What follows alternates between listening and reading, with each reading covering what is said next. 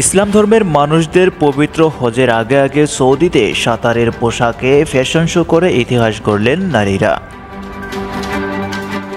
Saudi আরবে প্রথমবারের মতো সুইমস্যুট সাঁতারের পোশাকের ফ্যাশন শো অনুষ্ঠিত হয়েছে।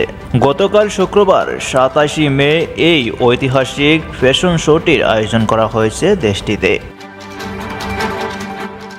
হিন্দুস্তান টাইমসের প্রতিবেদন অনুযায়ী সৌদি আরবের পশ্চিম উপকূলে অবস্থিত সেন্ট রেজিস রেড সি রিসোর্টে উদ্বোধনী রেড সি ফ্যাশন সপ্তাহের দ্বিতীয় দিনে অনুষ্ঠিত হয়েছে সুইমস্যুট ফ্যাশন শো।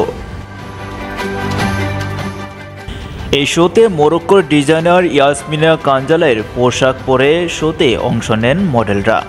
এতে পর্দাশীল পোশাকের পরিবর্তে উন্মুক্ত সুইমিং কস্টিউমে দেখা যায় মডেলদের। জানা যায় Saint রেজিস Red Sea রিসোর্টটি Red Sea গ্লোবালের অংশ এবং সৌদি আরবের ভিশন 2030 সামাজিক ও অর্থনৈতিক সংস্কার কর্মসূচির কেন্দ্রস্থলে তথাকথিত গিগা প্রকল্পগুলোর একটি। সৌদি আরবে নারীদের জন্য একাধিক বিধিনিষেধ রয়েছে, যা মেনে না চললে রয়েছে নানান ধরনের শাস্তির ব্যবস্থাও।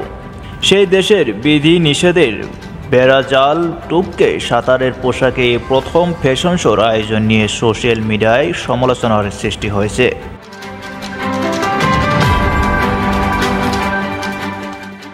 নিউজ ডেস্ক রিপোর্ট, সফর টিভি।